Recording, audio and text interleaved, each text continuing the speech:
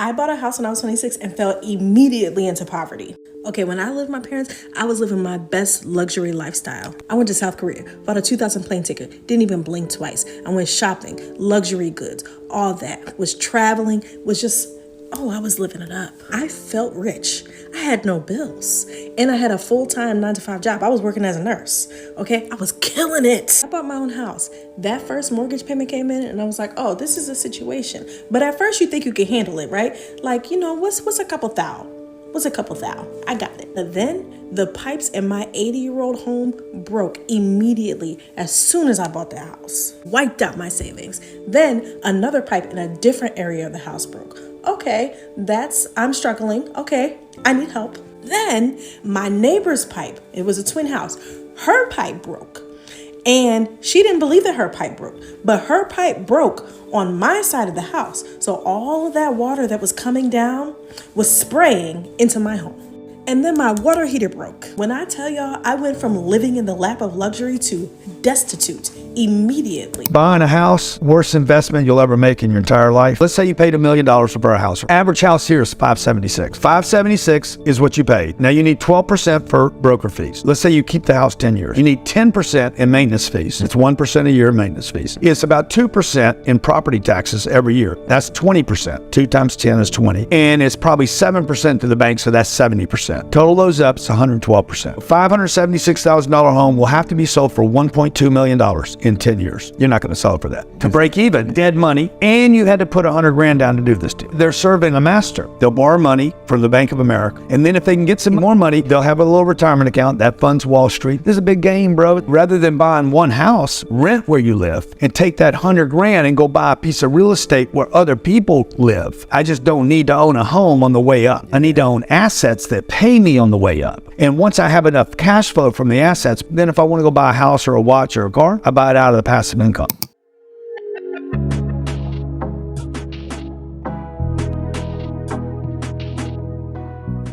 Hey everyone, welcome to my YouTube channel. If you're new here, welcome. If you're returning, welcome back. I discuss finance, travel, and lifestyle on this channel, and today we'll be covering a societal issue as to the TikTok rants that I've been seeing about being house poor and buyers getting this remorse after buying their first property. Okay, so here's something they will not tell you when you buy a house, or at least they didn't tell me, and now I'm salty. So when I first bought my house, my mortgage payment was $1,151. After my first year living in that house, they raised my mortgage to $1,579. The fuck? I thought I was tripping. That is a $428 increase. I was under the impression that my mortgage payment would literally never change, but I was wrong. So basically, I believe it's every single year they come and do an assessment of your house. And they say, what's the value of this house from last year to this year? And if your property has increased in value, they are going to increase your taxes. I would have been okay with that if they would have explained that to me and I was ready and prepared. But no, I just got a bill in the mail and it said a $428 increase due in 2 months. I believe the issue is a lot of the times, especially when it comes to young people and first-time home buyers, realtors and mortgage lender, whoever you're dealing with, they don't want to give you all the information up front because they just want to make the sale. They just want to make money. And I believe that is so unethical. Buying a home or owning a property is typically considered to be a good investment or a better place to put your money, better than wasting money on rent. But that is not always the case, especially if you crunch the numbers for owning a home. As someone who was this close to buying a property last year, I can tell you for a fact there is a lot more to the true cost of home ownership. Aside from your mortgage payment, you still have to set aside money for your closing costs, your property taxes,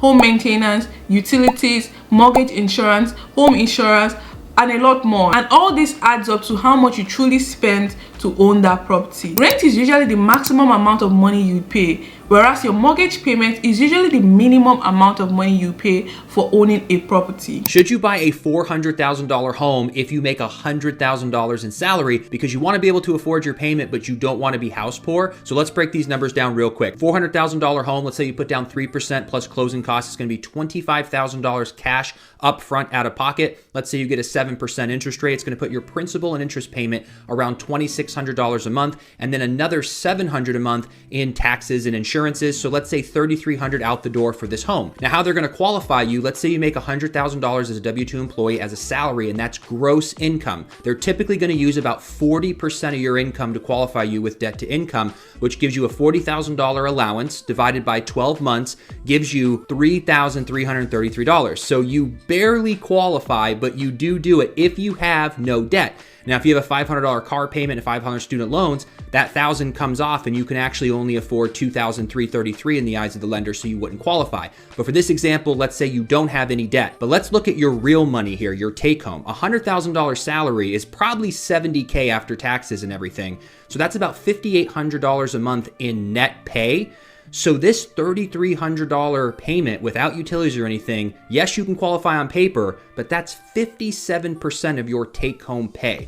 So these are the kind of numbers that you want to break down when you're thinking about buying a house, because you want to comfortably afford the payment and you don't want to be house poor. When I considered home ownership, I quickly realized that buying a residential property is not an investment. The only return you get is the comfort, stability, and sometimes capital appreciation that you could get from that property, but you don't get any financial return from it until at least 10 years. And I've been to y'all just real quick.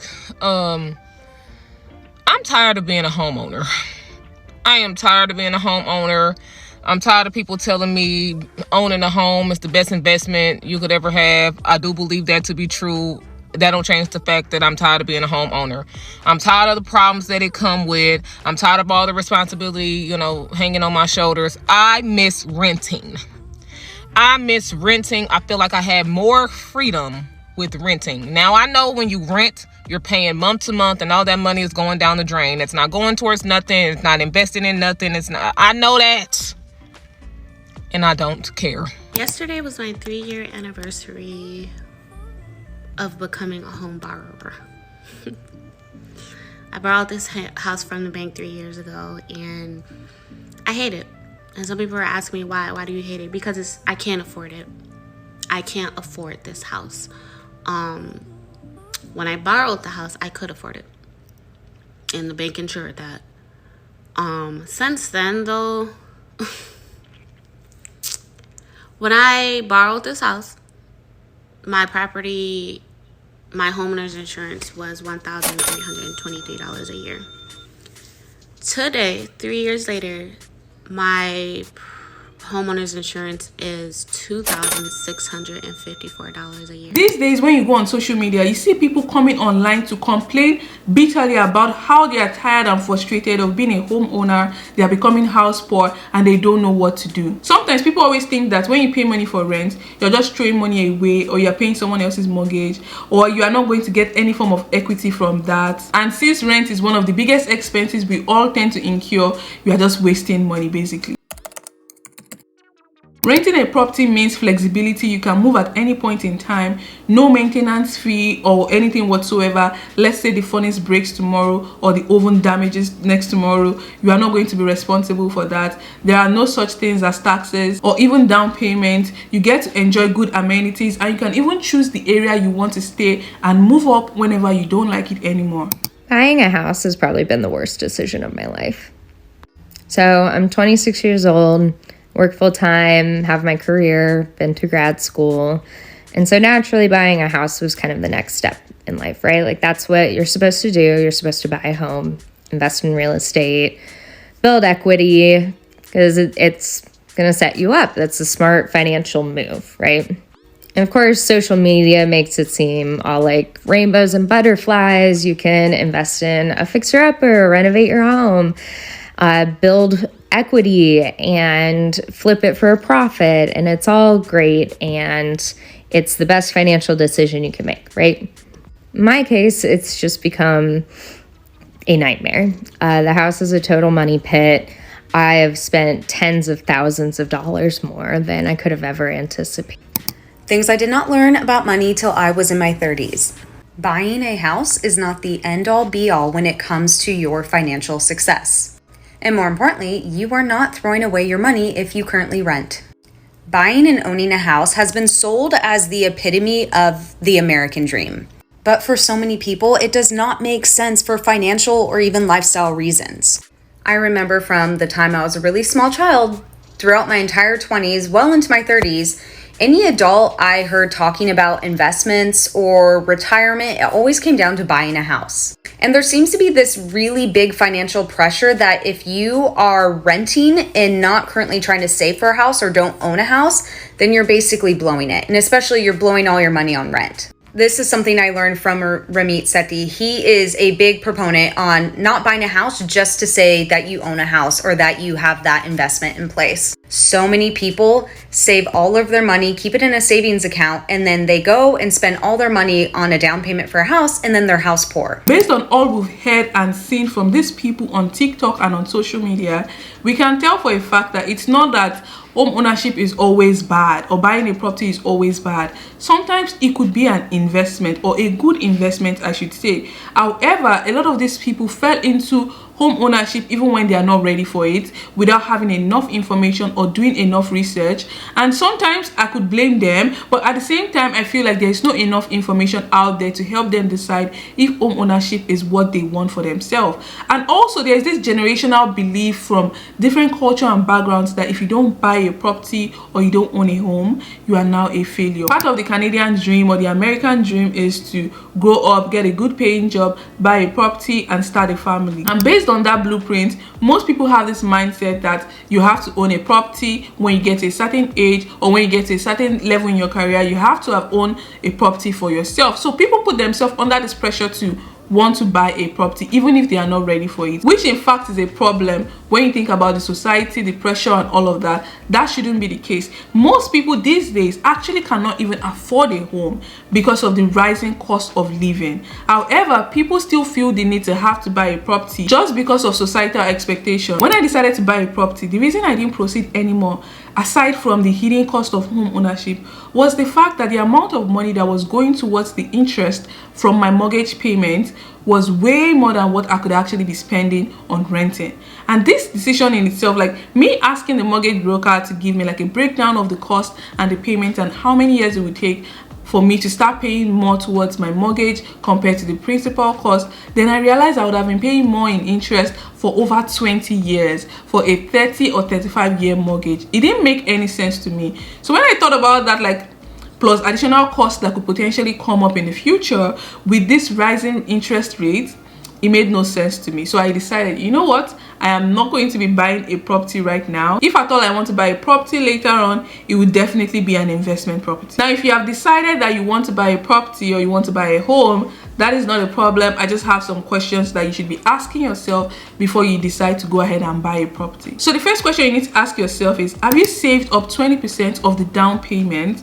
Now, this doesn't mean that you have to put down the whole 20%, because I know in some states you are allowed to put 4%, 5%, even in some places in Canada as well. Depending on the cost of the property, you are allowed to put 5-10% and all that. However, you want to make sure that you have saved up at least 20%, just to give you some buffer room, just to give you a safety net in case anything happens. This is also a good indicator that you have good saving habits and you're not scouting the whole places for your down payment. I'm having a little bit of buyer's remorse with our house. We bought about a $500,000 home. Okay. And we make about $10,000 every month. Okay. How much is your mortgage payment? $4,000. Okay. Yeah. That's why you're feeling that. You're about 40% of your income. And we would suggest that you be somewhere around 25%. My mortgage went up $1,000 and I am not okay. So let me tell you guys, for the longest time, people be screaming from the hilltop, home ownership is not it. Like, don't rush, don't rush. And I will just be like, I don't understand it, because I'm literally chilling, like cheaper than rent. I was bamboozled. And so I asked them, can I sell the house?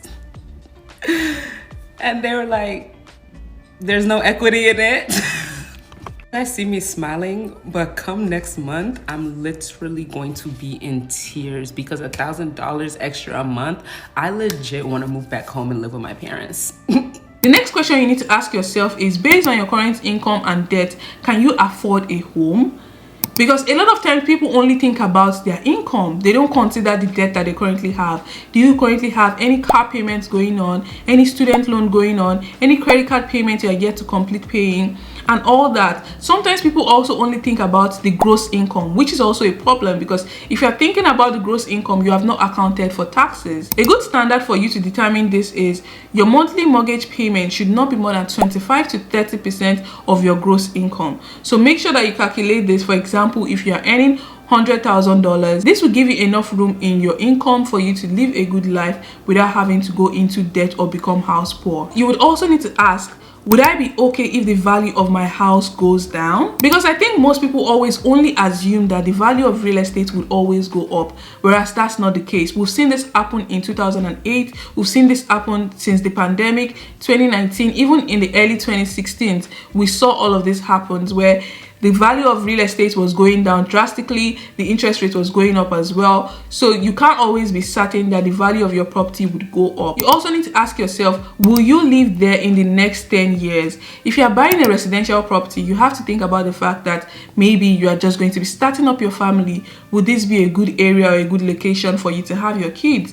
Would this be a good area or location for you to access amenities, the kind of lifestyle that you want for yourself? And whatever situation could arise in your life over the next 10 years, you have to put that into consideration. Then the most important question you need to ask yourself is, why are you buying this home? Are you buying it because of societal pressure? Are you buying it because you feel like you're wasting money on rent? Are you buying it because you feel like you're ready? Or are you buying it just as a show of success? You need to ask yourself these deep questions, sit with your answer, write them out, and go back through them over and over again. I do not think that you should be in a rush to buy a property, because it's a long-term commitment that you are making for 30-35 years. So you want to make sure that you're not making this decision in a hurry. You take your sweet time, you do as much research that you can, you ask questions whenever you can. Don't be desperate, don't be in a rush.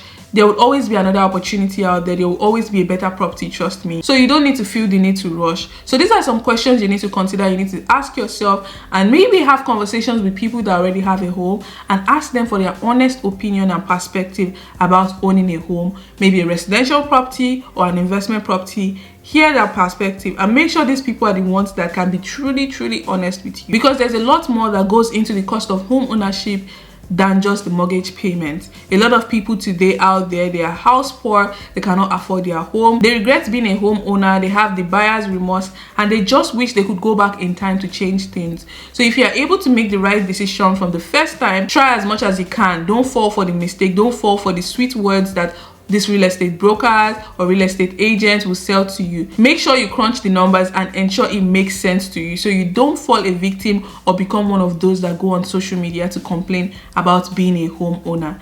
Let me know your thoughts about this video. Do you think home ownership is still worth it in 2024? What are your thoughts on buying residential property versus investment property? Do you think people are wasting money on rent, or do you think having a home for stability is worth it? Let me know your thoughts in the comments. I'd like to read from you, and give advice or recommendation or suggestion to anyone that you think is currently in this situation. How can they get out of it? Any recommendation or any information you have would be highly appreciated. Thank you so much for watching. If you enjoy watching this video, don't hesitate to give it a thumbs up, subscribe below if you are yet to do so, and I'll see you in my next video.